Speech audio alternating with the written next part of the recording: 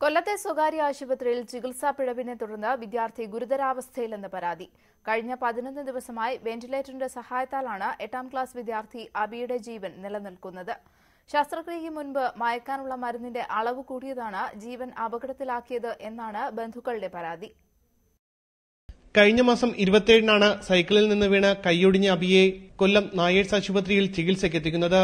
അടുത്ത ദിവസം കൈ ശസ്ത്രക്രിയ ചെയ്യാനായി ഓപ്പറേഷൻ തിയേറ്ററിലേക്ക് മാറ്റി. മണിക്കൂറുകൾ കഴിഞ്ഞിട്ടും വിവരം ലഭിക്കാത്തതിനെ തുടർന്നാണ് പിതാവ് അയ്യപ്പൻ ഡോക്ടറോട് കാര്യം തിരക്കിയത്. മയങ്ങാനുള്ള മരുന്ന് നൽകിയപ്പോൾ അബിയുടെ ആരോഗ്യം ഗുരുതരമായെന്നാണ് ലഭിച്ച മറുപടി. എന്നാൽ ഇത് വിശ്വസിക്കുന്നില്ലെന്നും ചികിത്സാ പിഴവാണ് ജീവൻ അപകടത്തിലാവാൻ കാരണമെന്നും അബിയുടെ പിതാവ് അയ്യപ്പൻ പറഞ്ഞു. ഹോസ്പിറ്റലിൽ രഹസ്യമായിട്ട് സംസാരിച്ചിരിക്കുന്നത് അങ്ങനല്ല. ഈ അനസ്തീഷ്യ കൊടുത്ത സമയത്ത് വന്ന ബുദ്ധിമുട്ട് അവർ കൈകാര്യം ചെയ്ത രീതി ശരിയല്ലെന്നാണ് അവിടുത്തെ പറയാൻ ബുദ്ധിമുട്ടുണ്ട്. വേറെ ആൾ നമ്മുടെ സംസാരിച്ചത് ഹോസ്പിറ്റലായിട്ട് ബന്ധപ്പെട്ട ആൾ തന്നെ. ഇനി നാളെ ഒരു കുട്ടിക്ക് ഈ ഒരു അവസ്ഥ വരരുത്, അതേ ഉള്ളൂ എനിക്ക് വേണ്ടത്. തുടർന്ന് തിരുവനന്തപുരത്തെ സ്വകാര്യ ആശുപത്രിയിലേക്ക് മാറ്റിയ അബി ഇപ്പോഴും വെന്റിലേറ്ററിലാണ്. കൂലിപ്പണിക്കാരായ അബിയുടെ മാതാപിതാക്കൾക്ക് ചികിത്സാ ചെലവ് താങ്ങാൻ കഴിയുന്നതിനും മുകളിലാണിപ്പോൾ.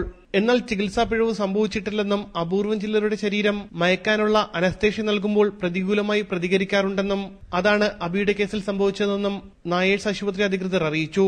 ന്യൂസ് 18 കൊല്ലം.